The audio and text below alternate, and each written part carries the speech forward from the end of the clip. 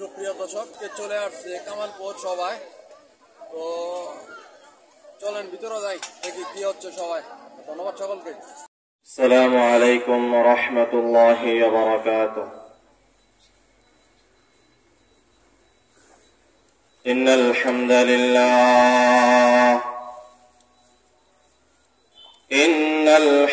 لله نحمده ونستعينه ونستغفره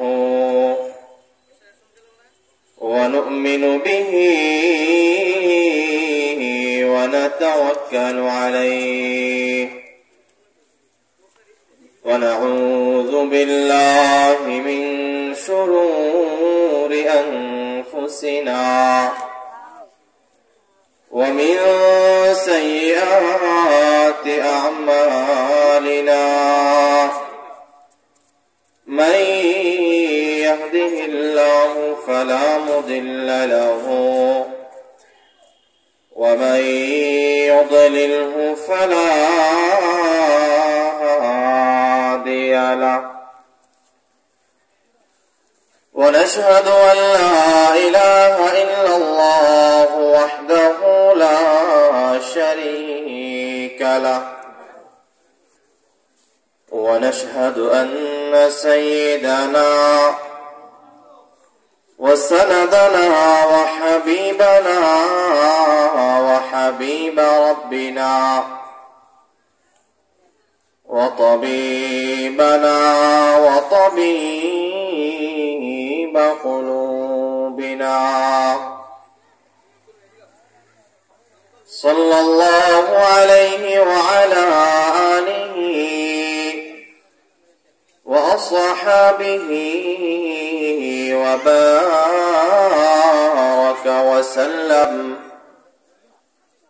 وبارك وسلم تسليما كثيرا. أما بعد، فقد قال الله تعالى وتبارك في كلامه المجيد وفي فرقانه الحميد. أعوذ بالله من الشيطان الرجيم. بسم الله الرحمن الرحيم. وإذ قلنا للملائكة اسجدوا لآدم فسجدوا إلا إبليس أبى واستكبر وكان من الكافرين.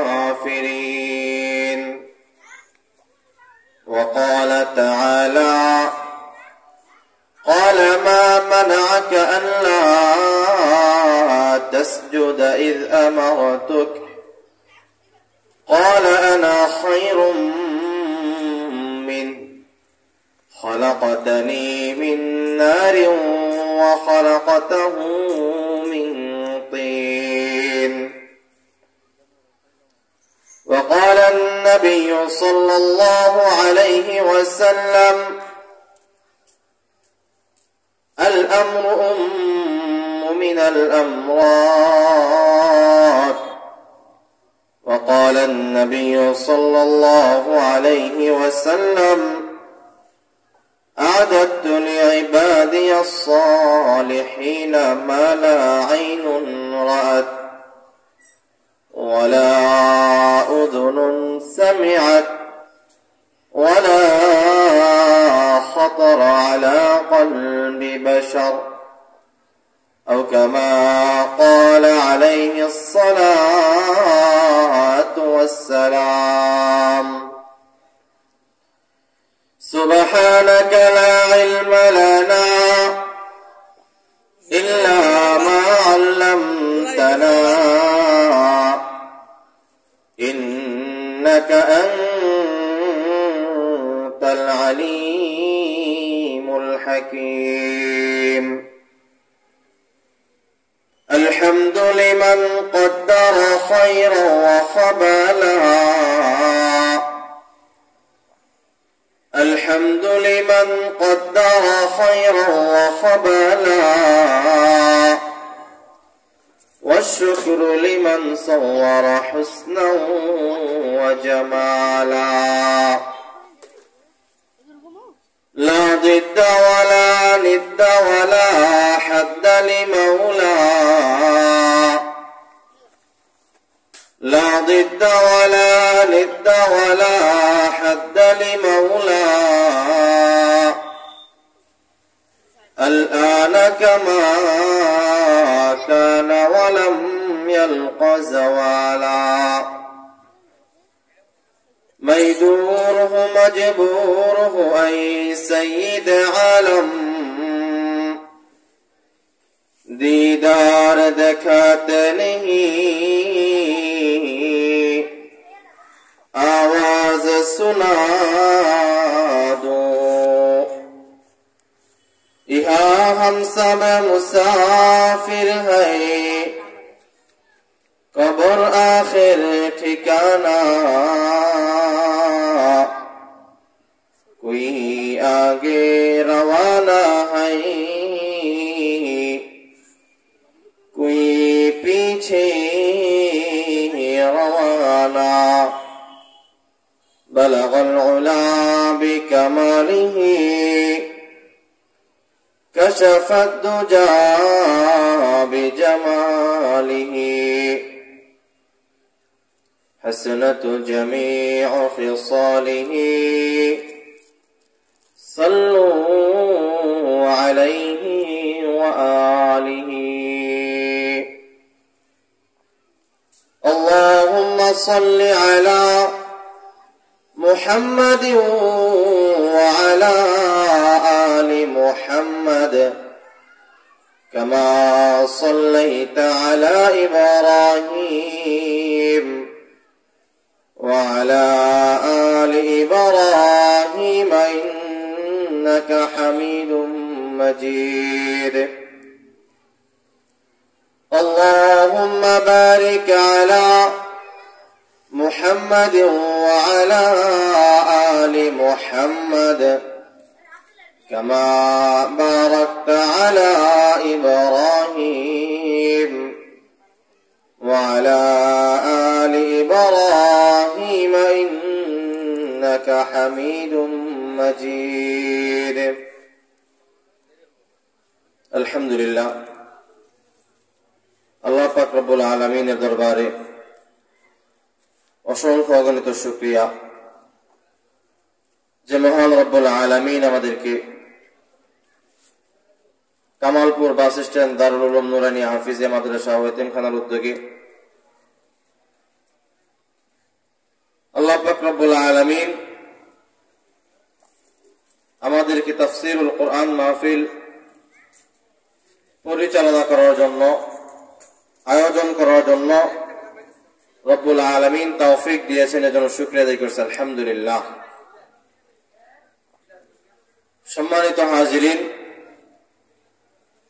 আল্লাহ পাক রব্বুল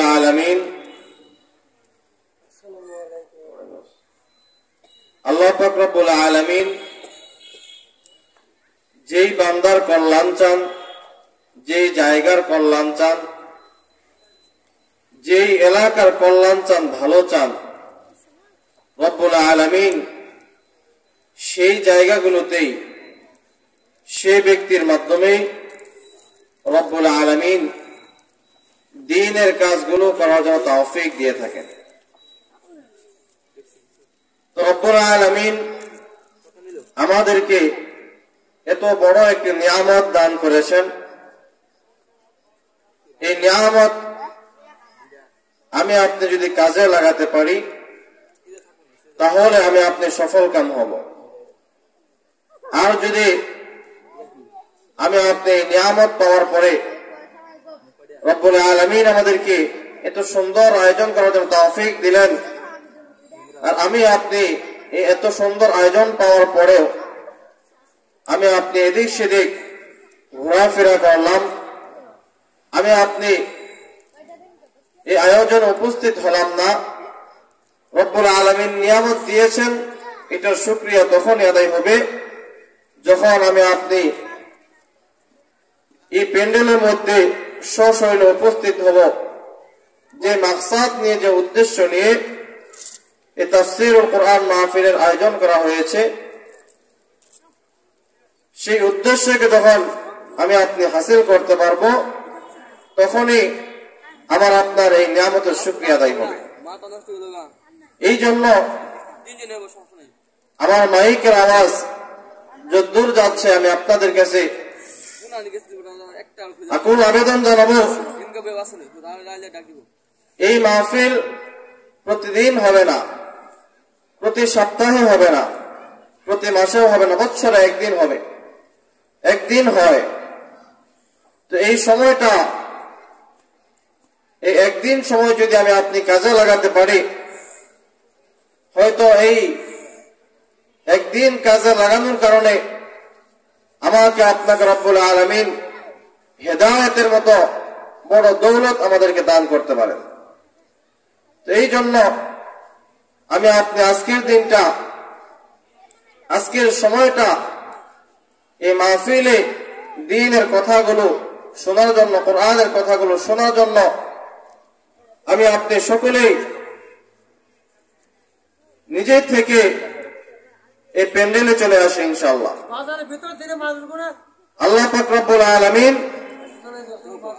যদি আমি আপনি এখানে ত্যাগ স্বীকার করি, আমি আপনি যদি এখানে বসি, তাহলে রব্বুল আলামিন অত্যন্ত খুশি হবেন। আর এই সময়টা আজকের দিনের ওসিলায় আমাকে আপনাকে হয়তো রব্বুল আলামিন পরপারে নাজাতের ফয়সালা করে দিবেন। এই জন্য এই আলোচনা হয়তোবা 11টা 12টা পর্যন্ত, মধ্যরাত পর্যন্ত চলবে।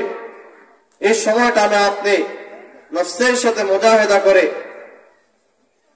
নফসের সাথে জিহাদ করে, নফসকে বুঝিয়ে আমি আপনি দ্বীনের কথাগুলো শোনার জন্য প্যান্ডেলে চলে আসে ইনশাআল্লাহ। আল্লাহ পাক রব্বুল আলামিন সকলকে তৌফিক দান করুন। সম্মানিত হাজিরিন, আল্লাহ পাক রব্বুল আলামিন আমাদেরকে নিয়ামত দিয়েছেন। এই নিয়ামতের যদি যথাযথ কদর আমি আপনি করি, তাহলে আমি আপনি সফল কাম হব। এই যে আমি আপনি দোকানপাটে, বাজারে, বিভিন্ন জায়গায় ঘোরাফেরা করতেছি,